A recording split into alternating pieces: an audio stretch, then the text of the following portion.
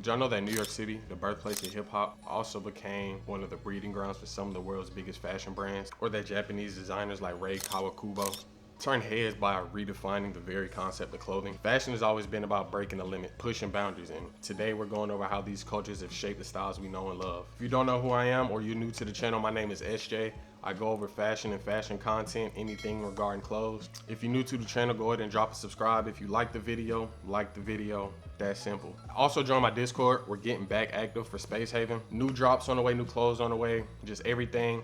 Main page, brand page. With all that being said, let's go ahead and get back to the main point of the video, and that's the evolution of fashion.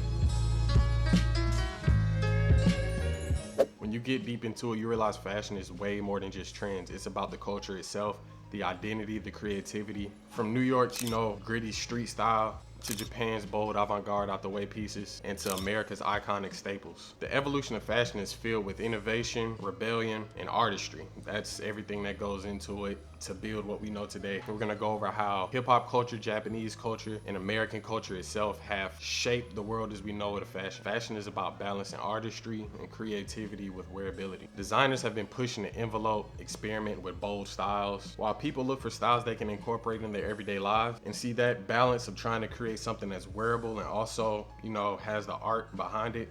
It's a bizarre tug of war, trying to cultivate those two things into one piece, but still they have somehow made influential trends in history. You see hip hop's oversized clothes and that whole streetwear grungy look. It wasn't about just the clothes itself. It was about making a statement of who I am, what I'm here to do, and like, hey, this me. But on the other hand, Japanese is avant-garde style. And I'll tell you a challenge, everything about what we thought was possible with fashion, like that's an understatement. And again, going back to the point of New York and their influence on the culture. That was like the first time we've ever seen streetwear mixed with high fashion and that come together into a boiling pot. New York has really like stapled itself as far as like this whole fashion stuff. That's why New York Fashion Week is as big as it is. And New York gave us brands like Supreme and Ralph Lauren. Like, how could you be mad at that? Let's break it down by culture. First, we got New York, where street and runway styles have collided to give birth to some of the most game-changing trends we've seen. Around the 1980s, 1990s is when the hip-hop fashion scene exploded with brands like Fubu, Karl Kani, Sean John.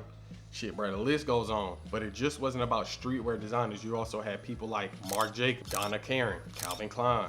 They all brought the modern edge to the high fashion scene we know today. While we have brands like Supreme that have blended street and skate culture itself, like New York is so synonymous with skate culture. I know this myself because I know how to skate. I love skate culture. And one of the first things that stood out to me when it came to skating was like New York. Like when I think skating, I think New York and Supreme. That's still going on today with people wearing big baggy jorts and oversized tees. Now, if we was back in 2016 and you was caught in some baggy pants and oversized jeans when everybody was wearing them fucking skin tight nut huggers, let's forget 2016 and the skinny jeans ever happened. Back on topic, now let's jump over to Japan in the 1980s and 90s versus New York, where the Harajuku fashion district became the epicenter of fearless fashion. And I mentioned her name earlier, Rei Kawakubo. If you don't know who that is, she's the lead designer of Comme des Garçons, Yohji Yamamoto. They challenged the traditional silhouette with asymmetry, draping, monochromatic tones. While on the other hand, you have Harajuku street style, which was very colorful, vibrant, had a whole bunch of layers and like a lot of DIY looks. And Capital, Kenzo,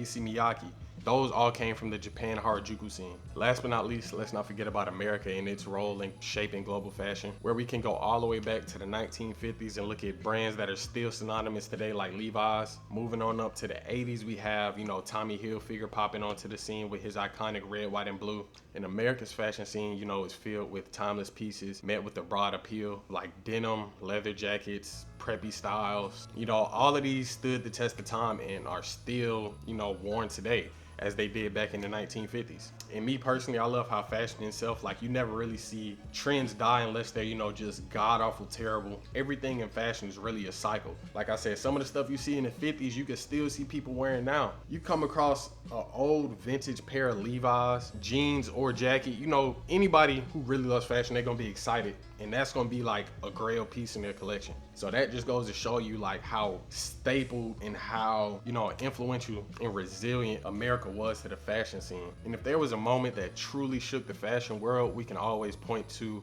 the rise of sneaker culture and hip hop. Don't sit here and lie like you don't know somebody who almost got beat up over a pair of Jordans, bro. And we could take this all the way back to Run DMC, how they turned the Adidas shell toe shoe into a staple sneaker. Personally, I think it was a global symbol of streetwear in America at that time. And it wasn't just about the shoes, like I said, like fashion.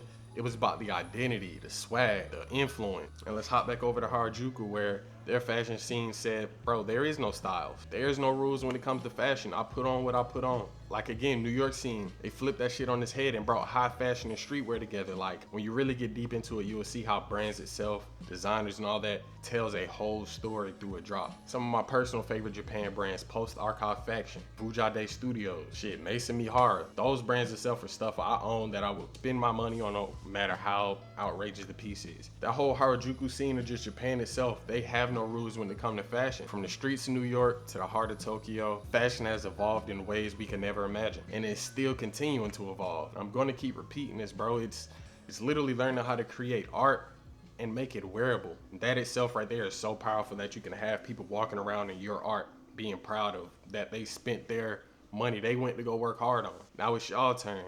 Y'all jump in the comments and let me know some of y'all favorite trends, iconic brands y'all love. And don't forget to like the video if you like the video.